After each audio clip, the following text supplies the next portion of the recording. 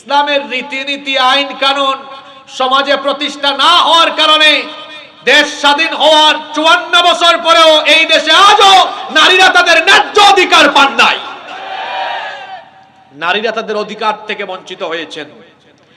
যেই সকল জাহেলরা, মূর্খরা এই ধরনের কথাবার্তা বলে ধর্ম বিদ্বেষ এবং ধর্ম অবমাননা করেছে, আমি সরকারকে বলবো অনতি বিলম্বে এদেরকে গ্রেফতার করে বিচারের মুখোমুখি করতে হবে এবং তাদের দেওয়া এই সুপারিশ এবং এই নারী বিষয়ক সংস্কার কমিশন অবশ্যই বাতিল করতে হবে। তারা বলতে চাচ্ছে ইসলাম নারীর যে অধিকার দিয়েছে সেটা দিয়ে নাকি নারীর প্রতি বৈষম্য হয়েছে। নাউজুবিল্লাহ পড়তে ইচ্ছে করে না আপনাদের? এখন গুরুস্থানে আমাকে ওয়াজে বসানো হলো। আপনারা কি কথা বুঝেন?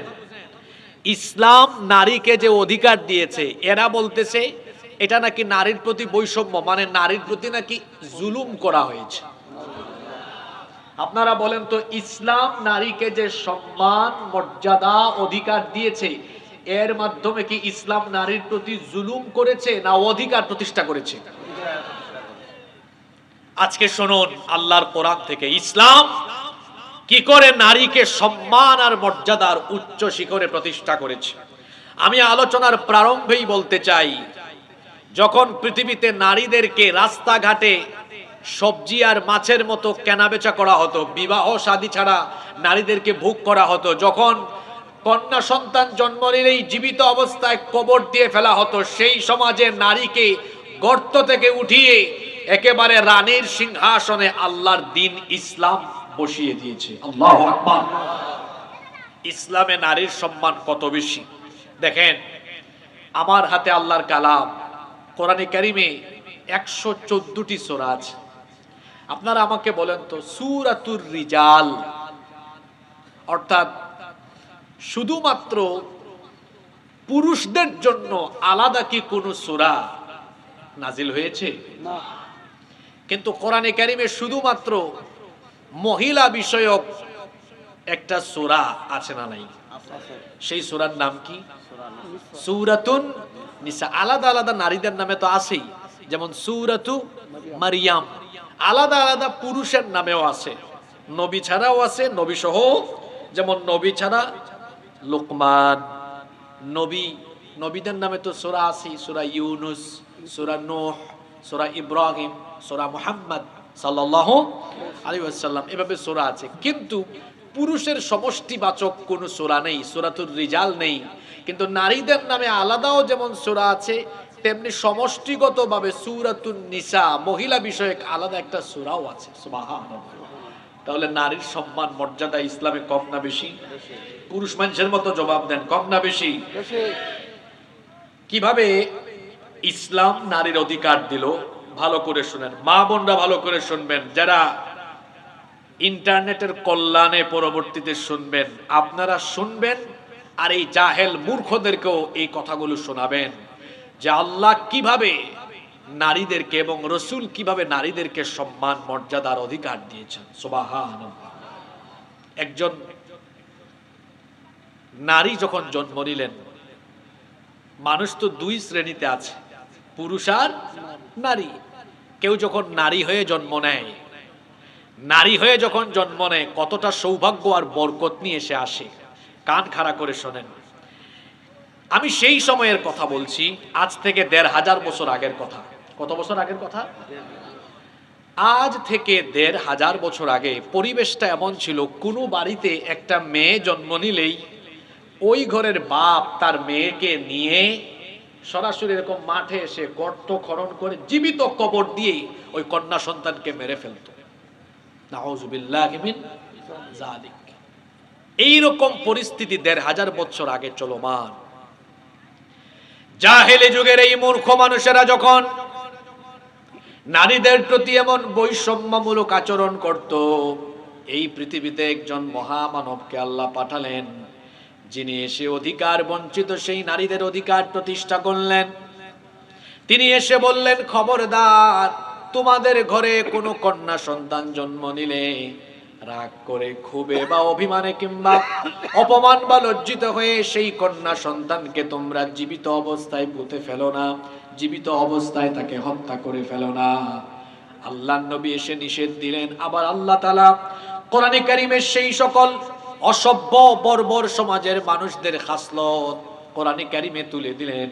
আল্লাহ তাআলা কোরআনে কারীমের 16 নম্বর সূরা সূরাতুন নাহলের 59 নম্বর আয়াত থেকে বলছেন, وَإِذَا بُشِّرَ أَحَدُهُم بِالْأُنثَى ظَلَّ وَجْهُهُ مُسْوَدًّا وَهُوَ كَظِيمٌ।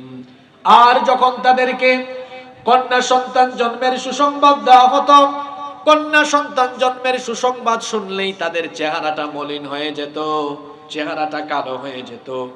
يتوارى من القوم من سوء ما بشر به أيمسكه على هون أم يدسه في التراب ألا ساء ما يحكمون। আল্লাহ তাআলা বলছেন, কন্যা সন্তান জন্মের খবর শুনলেই তাদের চেহারা কালো হয়ে যেত, চেহারা মলিন হয়ে যেত। এই সংবাদ শোনার পরে তারা কি নিজেরা আত্মগোপনে চলে যাবে, কিংবা সেই কন্যা সন্তানকে কি তারা জীবিত অবস্থায় পুঁতে ফেলবে নাকি কবর দিয়ে ফেলবে নাকি, এ ব্যাপারে তারা দ্বিধাদ্বন্দ্বে পেরে যেত। আল্লাহ তাআলা বলছেন, আলা সাআ মা ইয়াহকুমুন। তারা যা করত তা কতই না মন্দ ছিল। জীবিত অবস্থায় ফুটফুটে কন্যা সন্তানদেরকে জাহিল যুগের বর্বর অসভ্য আরবেরা একেবারে জীবিত অবস্থায় পুঁতে ফেলতো, মেরে ফেলতো, কবর দিয়ে ফেলতো। আল্লাহ তাআলা কোরআনে কারীমে তাদেরকে প্রশ্ন করছেন, ওয়াইদাল মাউউদাতু সুইলাত বিআইয়ি যামবিন কুতিলাত। কিয়ামতের দিন এই মেয়েগুলাকে জিজ্ঞেস করা হবে কোন অপরাধে তাদেরকে হত্যা করা হয়েছিল। তাদের পিতাদেরকেও জিজ্ঞেস করা হবে কোন অপরাধে তাদেরকে হত্যা করা হয়েছিল। আর ১,৫০০ বছর আগে নারীদের প্রতি কেমন বিদ্বেষ আর কেমন বৈষম্য ছিল শোনেন। সুনানে দারিমি থেকে একটা হাদিস আপনাদেরকে শোনাই, একটা ঘটনা আপনাদেরকে শোনাই। মনোযোগ আছে তো? ঘটনাটা খেয়াল করে শোনেন। একজন সাহাবী আল্লাহর নবীর সামনে এসে খুব কান্নাকাটি করছেন। আল্লাহর নবী তাকে জিজ্ঞেস করলেন, সাহাবী তুমি কাঁদো কেন? সেই সাহাবী তখন বললেন, ইয়া রাসূলুল্লাহ, আমরা মহব্বতে বলি সাল্লাল্লাহু আলাইহি ওয়াসাল্লাম, আমি এ কারণে কান্না করছি, আমি আপনার কাছে জানতে চাই আমি যে কালিমা পড়ে মুসলমান হলাম, আমার কি পেছনের অতীতের সকল গুনাহ আল্লাহ মাফ করে দিয়েছেন নাকি? আল্লাহর নবী তখন বললেন, তুমি তো কালেমা পড়েছো, তুমি তো মুসলমান হওয়ার কারণে, কালেমা পড়ার কারণে আল্লাহ তোমার অতীতের সকল গুনাহ মাফ করে দিয়েছেন। সাহাবী তখন বললেন, ওগো আল্লাহর নবী, কিন্তু আমার তো মনে হয় আমি এমন গুনাহ করেছি, এই গুনাহ আল্লাহ মাফ করেছেন কিনা আমার সন্দেহ হয়। এমন সেনসিটিভ গুনাহ করেছি, এমন সাংঘাতিক গুনাহ আমি করেছি, আমার মনটা সব সময় ছটফট করে, জানি না আল্লাহ এই অপরাধ আমার ক্ষমা করবেন কিনা। আল্লাহর নবী তখন বললেন, সাহাবীরে, এমন কোন অপরাধ তুমি করেছো যার কারণে তোমার মনটা এখনো ছটফট ছটফট করে? সাহাবী তখন বললেন, ওগো আল্লাহর নবী, আমি আপনাকে সেই নির্মম নিষ্ঠুর কাহিনীটি শোনাই। আমার একটি ফুটফুটে সুন্দরী কন্যা সন্তান ছিল। আমি বাড়িতে গেলেই আব্বু আব্বু ডেকে সে আমার কাছে আসতো, আমাকে এত সুন্দর করে আব্বু আব্বু বাবা বাবা বলে ডাকতো, আমার কাছে আসতো, কিন্তু তার প্রতি আমার দিল নরম হতো না। সব সময় একটা বিরক্তি কাজ করতো। আমার কাছে মনে হতো আমার এই কন্যা সন্তান যদি জন্ম না হতো তাহলে তো ভালোই হতো। আমার এই কন্যার প্রতি, এই মেয়ের প্রতি সব সময় এক ধরনের বিতৃষ্ণা কাজ করত। আমার তাকে খুব একটা সহ্য হতো না। একদিন আমি সিদ্ধান্ত নিলাম, আমার মেয়েটাকে আমি বেড়াতে যাওয়ার নাম করে আমি মেরে ফেলবো। আমার মেয়েকে আমি বেড়াতে যাওয়ার নাম করে বাড়ি থেকে রওনা দিলাম। বাড়ি থেকে রওনা দিয়ে অনেক দূর যেয়ে আমি একটা গর্ত খনন করলাম। গর্ত খনন করবার পরে আমার মেয়েটাকে ডাকলাম, মা আসো তো, দেখো গর্তটা কেমন হলো। আমার মেয়ে এসে বলতেছে, বাবা আপনি না বলছেন বেড়াতে যাবেন, এত কষ্ট করে কেন গর্ত খনন করেন? আমি গর্ত খনন করার সময় কিছু মাটি এসে আমার দাড়িতে লেগেছিল। আমার মেয়ে এসে আমাকে বলল, আব্বা আপনার তো কষ্ট হচ্ছে, দাড়িতে আপনার মাটিও লেগে গিয়েছে। দাড়ি থেকে মাটি ধুলাবালু আমার মেয়ে তার হাত দিয়ে সাফও করে দিল। আমার মেয়ে যখন কাছে আসলো, আমি বললাম দেখো তো গর্তটা কেমন হয়েছে। সে যখন সাহাবী কথাগুলো বলছিলেন, সেই সাহাবী বলছেন, ওগো আল্লাহর নবী, আমার মেয়ে যখন এত সুন্দর করে আমাকে ডাকলো, আমার নির্দয় মন কোন প্রকার দয়া মায়া আমার মনের মধ্যে কাজ করলো না, বরং আমি আরো নিষ্ঠুর হয়ে গেলাম, আমি আরো বর্বর হয়ে গেলাম। আমি বিশাল এই পাথর আমার মেয়ের প্রতি জুড়ে নিক্ষেপ করলাম। জুড়ে নিক্ষেপ করা মাত্রই সে চিৎকার দিয়ে উঠলো। আমি মাটি চাপা দিয়ে দিলাম। আমার মেয়েটা বাবা বাবা বলে চিৎকার করেছে। আমার নির্দয় মনে কোনো ধরনের দয়া মায়া কাজ করে নাই। ওগো আল্লাহর নবী, সেই যে কাহিনীটা আমার যখনই মনে পড়ে, তখনই আমার অন্তরটা বারবার অনুতপ্ত হয়। বর্ণনাকারী সাহাবী বলছেন, যখন এই ঘটনা আল্লাহর নবী শুনতেছিলেন, আল্লাহর নবীর চক্ষু থেকে বেয়ে পানি পড়ে দাড়ি মোবারক পর্যন্ত ভিজে গিয়েছিল। পাশে থাকা অন্যান্য সাহাবীরা বললেন, তুমি থামো, এমন নির্দয় নির্মম ঘটনা নবীজির সামনে বলো না, নবীজি তো কষ্ট পাচ্ছেন। আল্লাহর নবী অন্যান্য সাহাবীদেরকে থামিয়ে দিলেন, থামিয়ে দিয়ে বললেন, তাকে বলতে দাও। আল্লাহর নবী এত বেশি কান্না করেছিলেন, কান্না করতে করতে আল্লাহর নবীর দাড়ি মুবারক পর্যন্ত ভিজে গিয়েছিল। আল্লাহর নবী পুরা ঘটনাটা শোনার পরে বললেন, আহারে, মানুষ কি করে এত নির্দয় নির্মম আর নিষ্ঠুর হতে পারে? কি করে বাপ হয়ে নিজের মেয়েকে মানুষ এভাবে জীবিত অবস্থায় কবর দিয়ে ফেলতে পারে? মনোযোগ আছে? কথা বলেন, মনোযোগ আছে? এটা কত বছর আগের কাহিনী? জোরে বলেন, আরো জোরে বলেন।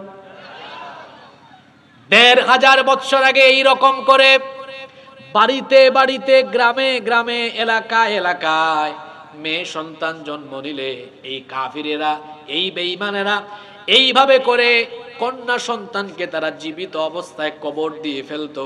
আজকে যারা বলে ইসলাম নারীর প্রতি বৈষম্য করেছে, এই সকল মূর্খদের জানা নাই পৃথিবীর বুকে সর্বপ্রথম ইসলামী নারীর অধিকার প্রতিষ্ঠা করেছে ১৫০০ বছর আগে। যখন এইভাবে করে কন্যা সন্তান জন্ম নিলেই কন্যা সন্তানকে কবর দেওয়া হতো, সেই সমাজে সর্বপ্রথম আল্লাহর নবী তার জবান দিয়ে বের করলেন।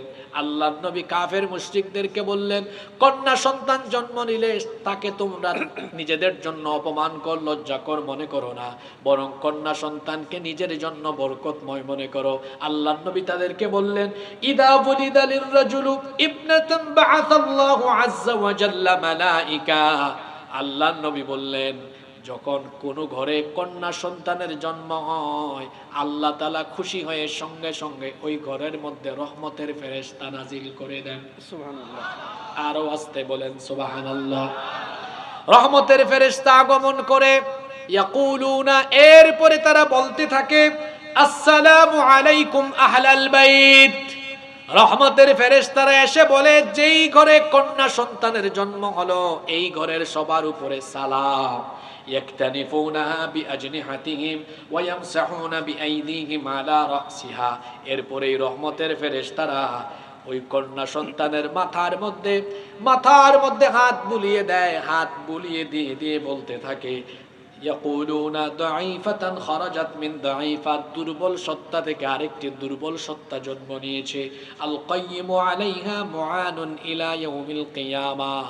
যে কন্যা সন্তান এই ঘরে জন্ম নিল, এই কন্যা সন্তানকে যদি পিতা মাতা আদর স্নেহ মমতা ভালোবাসা দিয়ে প্রতিপালন করে, এই পিতা মাতার উপরে কিয়ামত পর্যন্ত আল্লাহর সাহায্য অবধারিত থাকবে। এখানে যারা আছেন মেয়ে সন্তান আছে, অনেক বাবা আছেন না? আমাদের সমাজে অনেক মানুষ মেয়ে জন্ম নিলেই তার চেহারা কালো, মুখ কালো হয়ে যায়, মলিন হয়ে যায়। সে চিন্তা করে, আরে যদি ছেলে হইতো ইনকাম করে খাওয়াইতো, মেয়ে তো হয়ে গেছে। বুঝে না, মেয়ে সন্তান হলো বরকতের প্রতীক, রহমতের প্রতীক।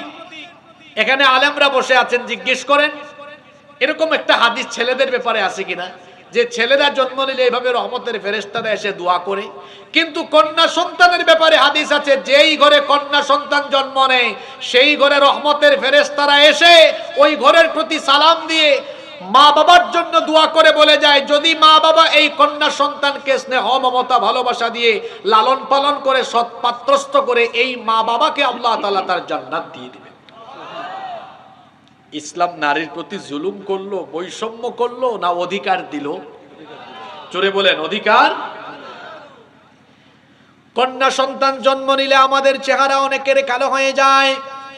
অনেকে আছে তার ঘরে 2টা 3টা কন্যা সন্তান জন্ম নিয়েছে, বউয়ের সাথে ভালো আচরণ করে না, বলে তোমার কি হইল বুঝলাম না, তুমি খালি মেয়ে সন্তান জন্ম দাও।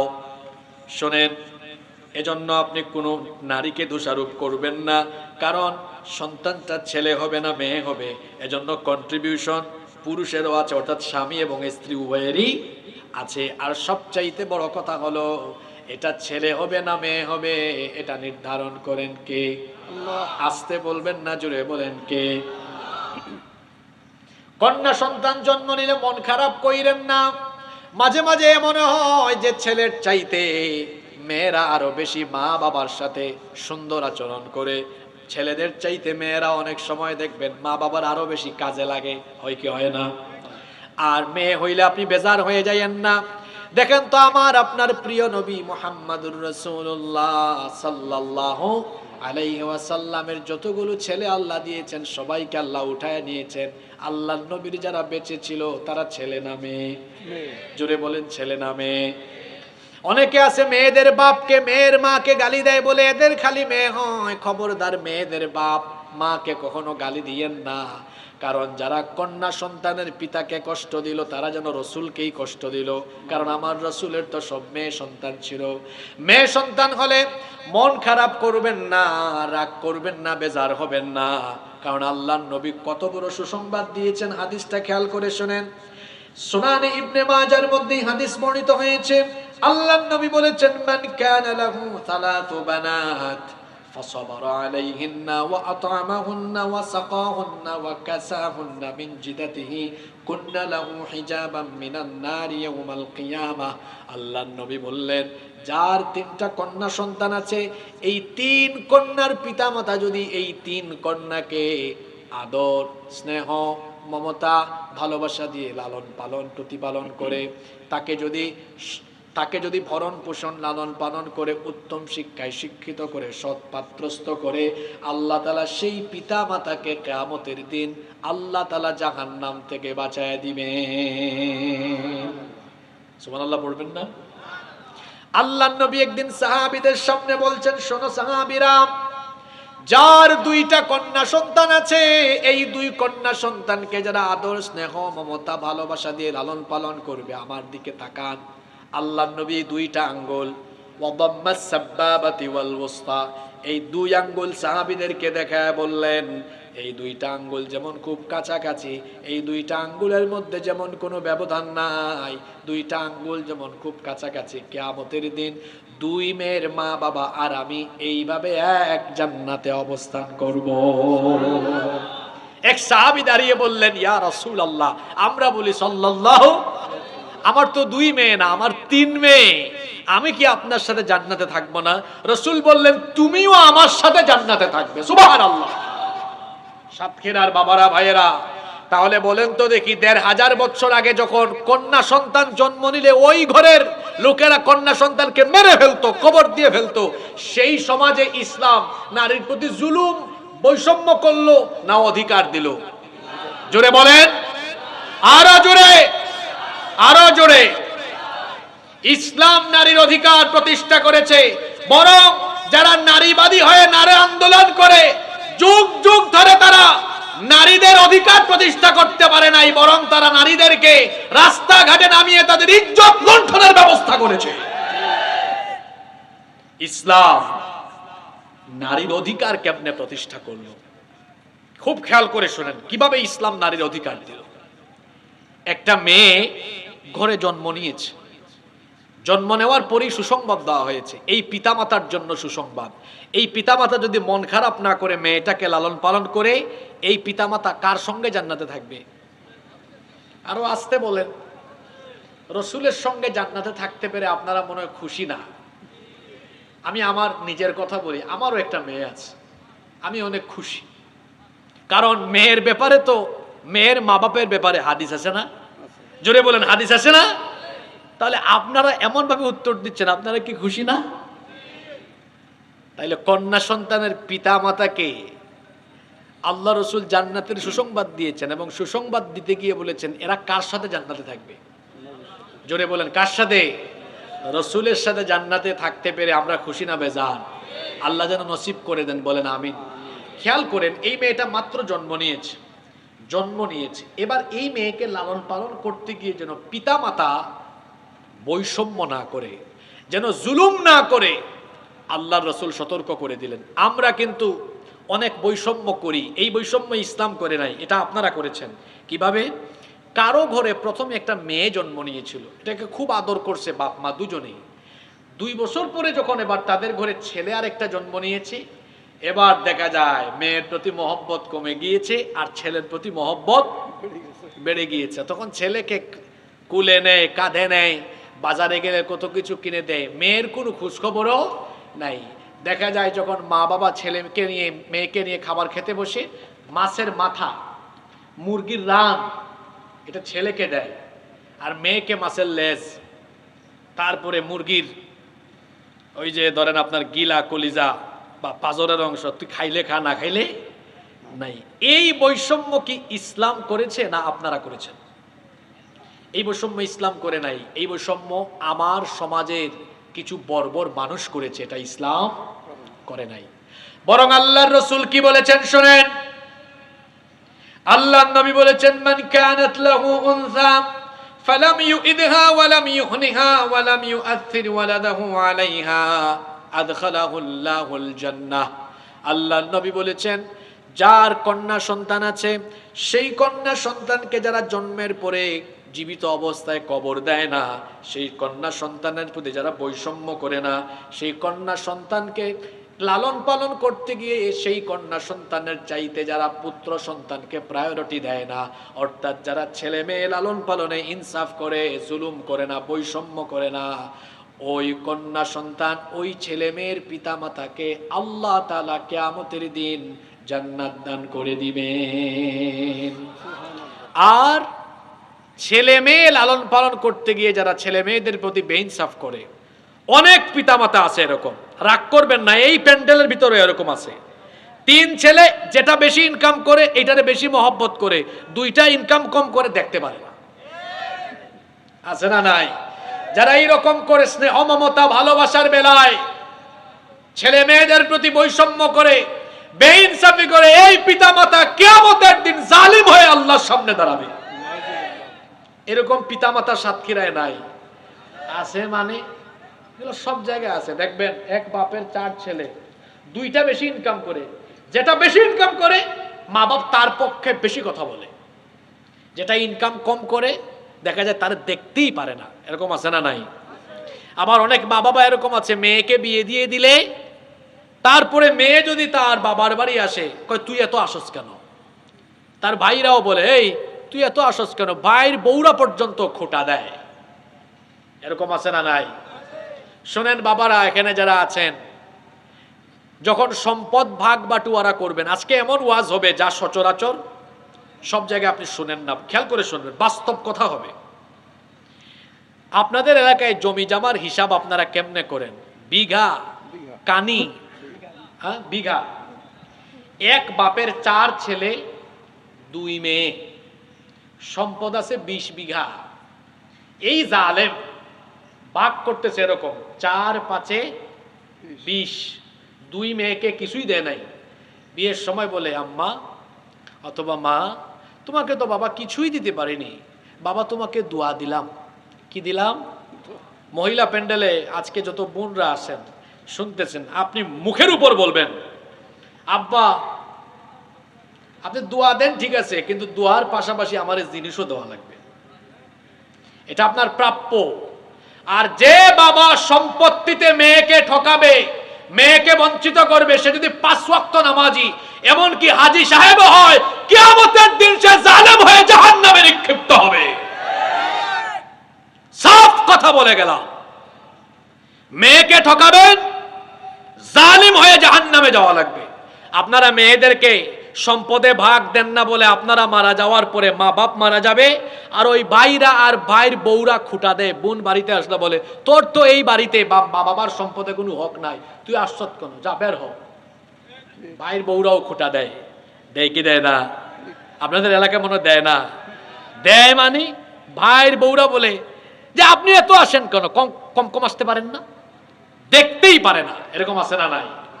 খবরদার, এই বৈষম্য ইসলাম করেনি, এই বৈষম্য সমাজের কিছু বর্বর মানুষ করেছে। আল্লাহ রসুল তো বলেছেন, ছেলে মেয়ে লালন পালনে ইনসাফ করো, বৈষম্য করো না, মেয়ের চাইতে ছেলেকে প্রাধান্য দিয়ে দিও না, বরং আদর মহব্বতের বেলায় মেয়েদেরকে একটু বেশি মহব্বত করবেন। কারণ মেয়েদেরকে মহব্বত করতেন রাহমাতাল লিল আলামিন মুহাম্মাদুর রাসূলুল্লাহ সাল্লাল্লাহু। আল্লাহর নবী যখন কোনো সফরে যেতেন, একদম শেষে তিনি তার মেয়ের সাথে দেখা করতেন। আবার যখন সফর থেকে ফিরে আসতেন, সবার আগে তিনি হাদিয়া নিয়ে, গিফট নিয়ে তার কলিজার টুকরা মেয়েদের সাথে দেখা করতেন। আপনারা শুধু সুবহানাল্লাহ কইতে পারবেন, কিন্তু আপনাদের কাজ কি? যখন সাতক্ষীরায় যান, ঢাকায় যান, দেশের বাইরে যান, কোনো কিছু আনলে আগে আপনি আপনার বউ, আপনার ছেলে সবার ভাগ দেওয়ার পরে বলেন, আমার ফাতেমা কোথায়, আসো, ধরো, লাস্টে। আর আল্লাহ রসুল করতেন এটা লাস্টে না ফার্স্টে? জোরে বলেন। মেয়েদের প্রতি জুলুম করবেন না, অবিচার করবেন না। দেখেন ইসলাম কিভাবে নারীর অধিকার, সম্মান আর মর্যাদা প্রতিষ্ঠা করলো।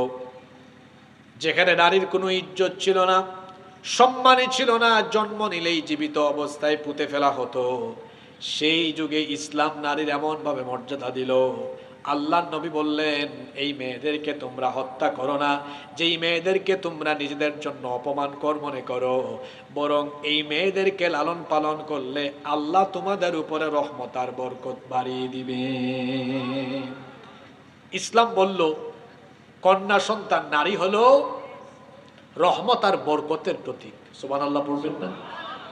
এই মেয়ে বড় হচ্ছে এই ঘরে, খেয়াল করেন, আমি একদম ফার্স্ট থেকে ধরলাম ধারাবাহিকভাবে। এই মেয়ে জন্ম নিয়েছে, এবার এই মেয়েটা ঘরের মধ্যে বড় হচ্ছে। প্রথমে তার মা বাবাকে রেড অ্যালার্মিং দেওয়া হয়েছে, সতর্কবার্তা, খবরদার বাপ হয়ে মা হয়ে মেয়ের প্রতি বেইনসাফ করো না। এবার ওই ঘরে তো মা বাবা ছাড়াও ভাই থাকে না, জোরে বলেন, থাকে না? এবার ভাইকেও সতর্কবার্তা দেওয়া হলো, তুমি তোমার বোনের প্রতি অবিচার করো না, তোমার বোনের কোনো হক নষ্ট করো না। আল্লাহর নবী বললেন, যে ছেলে, যে ভাই তার বোনের হক নষ্ট করবে, কিয়ামতের দিন সেও জালিম হয়ে আল্লাহর সামনে দাঁড়াবে। আর যে ভাই তার বোনের হক নষ্ট করবে না, তার বোনের হক আদায় করবে, আল্লাহ ওই ভাইয়ের প্রতি কিয়ামতের দিন দয়া করবে। খেয়াল করেন, এই মেয়েটা বড় হচ্ছে, তার মা বাপকেও সতর্কবার্তা, তার ভাইকেও সতর্কবার্তা। এবার এই মেয়েটি ঘরে জন্ম নিচ্ছে, এখন শিক্ষা গ্রহণ, তার বয়স 5-6 বছর হয়ে গেল, শিক্ষা গ্রহণ শুরু হলো। শুধু ছেলে পড়াশোনা করবে আর মেয়ে পড়াশোনা করবে না, এমনটা কি হতে পারে?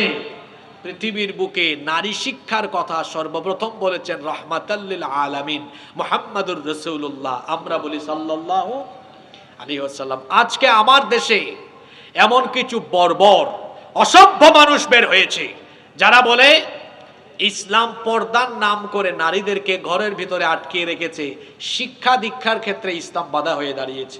এরা আসল এবং প্রকৃত ইতিহাস জানে না। পৃথিবীর বুকে সর্বপ্রথম নারী শিক্ষার কথা বলেছেন মুহাম্মাদুর রাসূলুল্লাহ সাল্লাল্লাহু আলাইহি ওয়াসাল্লাম। এমনকি আপনারা তো জানেনই, এই কোরআনের সর্বপ্রথম আয়াত নামাজ নিয়ে নয়, রোজা নিয়ে নয়, হজ নিয়ে নয়, যাকাত নিয়ে নয়, প্রথম আয়াত শিক্ষা ব্যবস্থার আয়াত, ইকরা বিসমি রাব্বিকাল্লাযী খালাক, পড়ো তোমার রবের নামে যিনি তোমাকে সৃষ্টি করেছেন। আল্লাহ তাআলা নারী পুরুষ সকলকে পড়ার আদেশ দিয়েছেন। আবার নবীজি বলেছেন, জ্ঞানার্জন নারী পুরুষ সবার জন্য ফরজ। এইভাবে করে ইসলাম শুধু পুরুষদেরকে জ্ঞান অর্জনে উৎসাহিত করেনি, বরং পুরুষ নারী সকলের জন্য ইসলাম জ্ঞান অর্জনকে বাধ্যতামূলক করে দিয়েছে। সুবহানাল্লাহ। তাহলে ইসলাম কি জ্ঞানার্জনে, শিক্ষা গ্রহণে নারীদের প্রতি জুলুম করেছে না অধিকার দিয়েছে? আজকে সাতক্ষীরায় আছি, না উত্তরবঙ্গে আছি আমি নিজেও বুঝতেছি না। আর যারা মাঝখান থেকে উঠেন, 1 মিনিট সময় দিলাম উঠে চলে যান, এই ধরনের মানুষকে আমি দেখতে পারি না। এরা হচ্ছে খুবই জঘন্য, যারা পরিবেশকে নষ্ট করে। আর যারা শেষ পর্যন্ত আসছেন, যারা হুজুরের চেহারা দেখার জন্য আসছিলেন, একটু উঁচা হইলাম, দেখছেন, চলে যান। যারা কণ্ঠ শুনতে আসছেন, চলে যান। আর যারা আসছেন না, আজকে কোরআনের কথা শুনবো, তারা চুপচাপ বসেন। আমরা কয়েক মিনিটে অনেক দামি দামি কথা শুনবো আজকে ইনশাআল্লাহ। দেখেন, এই মেয়েটা ঘরে জন্ম নিল, জন্মের সময় ইসলাম বৈষম্য দূর করলো, লালন পালনের সময় বৈষম্য দূর করে তার অধিকার দিল, শিক্ষা গ্রহণে দিল। এই মেয়েটা বড় হয়ে গেছে, এখন তার 17, 18, 19 বছর হয়ে গেছে। মেয়েটাকে বিয়ে দেওয়া লাগবে না? কথা বলেন, বিয়ে দেওয়া লাগবে না? বিয়ের কারবার দেওয়ায় আপনারা কি করছেন? জঘন্য জঘন্য নিয়ম কানুন করে রেখেছেন। একটা মেয়েকে বিয়ে দেওয়ার ক্ষেত্রে দেখা যায় ওই বাবা ওই মা কত মুসিবতে পড়েন। আজকে যৌতুক চালু হয়েছে, নীরব যৌতুক। অনেকে আবার যৌতুক নাম দেয় না, কিন্তু কৌশল করে খায়। কিভাবে খায়? যখন বিয়ে হচ্ছে তখন মেয়ের বাপ বলে যে, বিআই সাহেব, আমার মেয়ের সাথে কি কিছু দেওয়া লাগবে? ছেলের বাপ বলে, আপনার মেয়েকে আপনি খুশি হইয়া যা দেন, খুশি হইয়া যা দেন। এখন খুশি হইয়া দিতে গিয়া যদি এলাকাতে থাকা তাদের যে বানানো রীতিনীতি, এটা যদি না মানে, অনেক এলাকায় আছে, আপনাদের এলাকায় এটা আছে কিনা জানি না, একদম বাথরুমের বদনা থেকে নিয়ে এসি পর্যন্ত, ফার্নিচার তো আছে, সব দেওয়া লাগে। আপনাদের এলাকায় এগুলো আছে? আপনাদের এলাকায় না? আলহামদুলিল্লাহ, আলহামদুলিল্লাহ, আলহামদুলিল্লাহ বলেন। অনেক এলাকায় আছে এটা, অনেক এলাকায় এটা আছে। তারপরে ফিক্সড করে দেয় আমাদের এত মানুষকে খাওয়াইতেই হবে। আবার আইটেমও ফিক্সড করে দেয়, মেনু, যে এই মেনু থাকা লাগবে। ওই যে চট্টগ্রামে এক জায়গায় চিংড়ি মাছ দেয় নাই বলে বিয়ের আসর থেকে বর চলে গেছে, বিয়েই হয় নাই। ইন্না লিল্লাহি ওয়া ইন্না ইলাইহি রাজিউন। এই যে নিয়ম কানুন, রীতিনীতি, সামাজিক কালচারের নামে যে জুলুম আমার সমাজে চলমান আছে, এটা কি ইসলামের বানানো না মানুষের বানানো? জোরে বলতে হবে, কার বানানো? অথচ আল্লাহ আমাদেরকে শিখিয়েছেন, যখন একটা মেয়ে প্রাপ্তবয়স্কা হয়ে যাবে, বিয়ের সময় যখন হয়ে যাবে, তখন প্রাপ্য মহারণা দিয়ে তাকে বিয়ে করে নাও। 1500 বছর আগের কথা বলছি, তখন নারীদেরকে বিবাহ শাদী ছাড়া ভোগ করা হতো। বাজারে যেমন আপনারা মাছ কেনা বেচা করেন, একইভাবে বাজারের মধ্যে নারীদেরকে কেনা বেচা করা হতো। বিবাহ শাদী ছাড়াই নারীদেরকে পুরুষেরা ভোগ করত। সেই সমাজে নারীর কোনো মূল্যায়ন ছিল না, সম্মান ছিল না, মর্যাদা ছিল না, কিছুই ছিল না। সেখানে আল্লাহর দ্বীন ইসলাম কিভাবে নারীদের মর্যাদা দিল শোনেন। আল্লাহ তাআলা বলে দিলেন, ওয়া আতুন নিসা সাদকাতিহিন্না নিহলা, আর তোমরা নারীদেরকে তাদের প্রাপ্য মোহরানা দিয়ে দাও, অর্থাৎ মোহরানা দিয়ে তারপরে তাকে বিয়ে করে নিয়ে আসো। ইসলাম কি করে দেখেন নারীর অধিকার প্রতিষ্ঠা করছে। একেবারে ওই ঘরে জন্ম নেওয়ার পর থেকে ধাপে ধাপে ইজ্জত সম্মান আর অধিকার নিয়ে বড় হলো। তারপরে ইসলাম বলছে সসম্মানে মোহরানা দিয়ে তাকে তোমার ঘরে উঠায় নিয়ে আসো। আচ্ছা আমাকে বলেন তো, এই যে বাপের ঘরে যতদিন মেয়েটা ছিল, এই মেয়ের লালন পালন ভরণ পোষণের দায়িত্ব ইসলাম কার উপরে দিল? জোরে বলেন। বাপের উপরে দিল। আজকে এই যে দেখুন তাদের প্রতিবেদন আমার ফোনে আছে, তারা বলেছে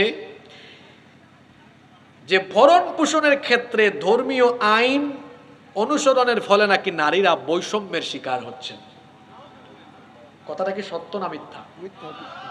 কথাটা সত্য না মিথ্যা?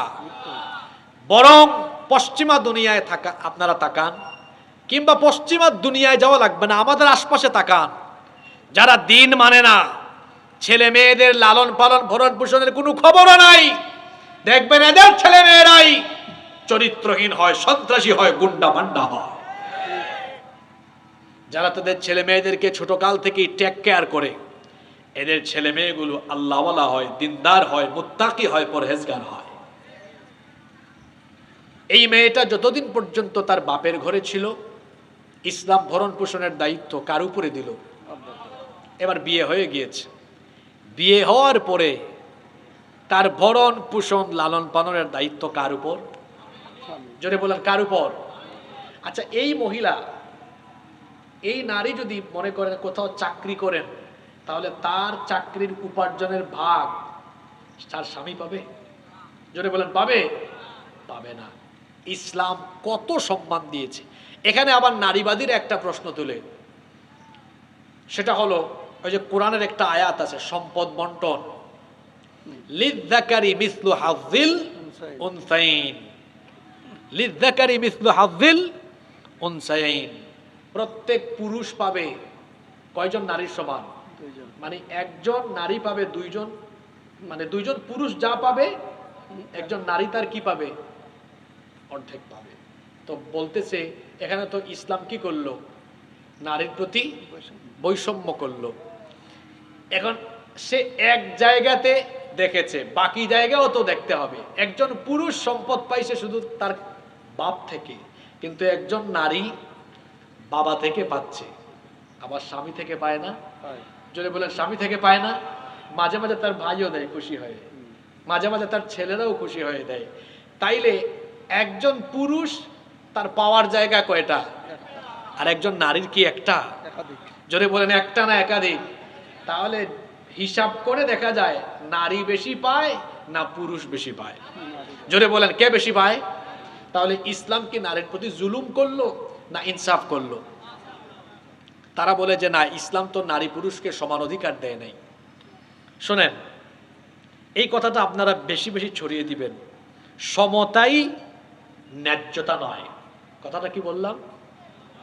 সমতাই ন্যায্যতা নয়, বরং যার যতটুকু প্রাপ্য তাকে ততটুকু দিতে হবে। নারী পুরুষ যদি সমানই আপনি হিসাব করেন, আচ্ছা বলেন তো কাপড় দিয়ে হিসাব করেন, একজন পুরুষের যে পরিমাণ কাপড় লাগে, এই কাপড় এই পরিমাণ এতটুকু সমান সমান করে নারীকে দিলে এটা কি নারীর সতর বা তার ইজ্জত আব্রু ঢাকার জন্য যথেষ্ট হবে? জোরে বলেন যথেষ্ট হবে? মনে করেন আপনার দুই সন্তান, একটা ছেলে একটা মেয়ে, এখন দুইজনই কাপড় বানাবে। ছেলে বানাবে পাঞ্জাবি পায়জামা, কয় গজ লাগবে? 6 গজ লাগবে কেন? 5 গজের ভিতরে হয়ে যাবে। কিন্তু একটা মেয়ে 3 পিস বানাবে, তারপরে বোরখা বানাবে, তার কি 5 গজে হবে? তা আপনি যদি বলেন না নারী পুরুষ সমান অধিকার, এরও 5 গজ এরও 5 গজ হবে, তাহলে সমতাই ন্যায্যতা নয়, বরং যার যতটুকু প্রাপ্য তাকে ততটুকু দিতে হবে। ইসলাম তাই করেছে। ইসলাম নারীকে তার প্রাপ্য হক দিয়েছে। এজন্য দেখা গিয়েছে অনেক ক্ষেত্রে নারী পুরুষের থেকে বেশি পেয়ে গিয়েছে। সুবহানাল্লাহ। একটু পরে আমাদের পয়েন্ট আসতেছে, যেমন বাবা আর মা, মা আর বাবা, এই দুজনের মধ্যে পিতা মাতা, পিতা এবং মাতা, মা আর বাবা, এই দুজনের মধ্যে বাবার চাইতে মায়ের হক কয় গুণ বেশি? কথা বলেন না কেন? 3 গুণ। তাহলে এখানে ইসলাম নারীর অধিকার এবং সম্মান কমিয়ে দিল না বাড়িয়ে দিল? কেন বাড়িয়ে দিল তারও ব্যাখ্যা একটু পরে আসবে ইনশাআল্লাহ। তো দেখেন, এই নারীকে বিয়ে করে আনা হলো একদম মোহরানা দিয়ে। আর 1500 বছর আগে বিয়ে হইতো কিভাবে? ওই যে আপনারা আজকে আর গতকাল মাছ কিনতে গেছিলেন না বাজারে, এই মাছটা কত? 1500, 1200 টাকা দিব দাও। ঠিক একই ভাবে বাজারে গিয়ে বলতো এই নারীর দাম কত? এত, এত দিব দাও। এইভাবে করে কেনা বেচা করে বিবাহ শাদী ছাড়াই নারীদেরকে জাহেলি সমাজে ভোগ করা হতো। সেই সমাজে ইসলাম এসে বলল খবরদার, নারীকে এভাবে কেনা বেচা করতে পারবা না, বরং পছন্দ হলে শরীয়তের রীতিনীতি মোতাবেক বিবাহের প্রস্তাব দিয়ে ন্যায্য মোহরানা দিয়ে তারপরে স্ত্রীর সম্মান মর্যাদা দিয়ে তাকে ঘরে উঠায় নিতে হবে। আল্লাহু আকবার। ইসলাম নারীর প্রতি বৈষম্য করলো না অধিকার দিল? জোরে বলেন। এবার আপনার ঘরে স্ত্রী হয়ে যে মেয়েটি আসলো, তার সাথে আপনি দাসীর মতো আচরণ করতে পারবেন না, ইসলাম নিষেধাজ্ঞা দিয়েছে। এখানে তো অনেক ভাইরা আছেন, ওয়াজ শুনতে চলে আসছেন, আজকে সারাদিন বউয়ের সাথে খিটখিট খিটখিট করে আসছেন, আছে না? খবরদার নিজেদের বিবির সাথে খিটখিট আচরণ করবেন না। আল্লাহ তাআলা কোরআনে কারিমে বলেছেন ওয়াআশিরুহুন্না বিল মারুফ, তোমাদের স্ত্রীদের সাথে তোমরা সদাচার করো। হুন্না লিবাসুল লাকুম ওয়া আনতুম লিবাসুল লাহুন, তারা হলো তোমাদের পোশাক, তোমরা হলে তাদের পোশাক। আল্লাহ তাআলা অন্য আয়াতে বলেছেন তোমাদের স্ত্রীদেরকে আল্লাহ তোমাদের জন্য প্রশান্তির জায়গা বানিয়েছে।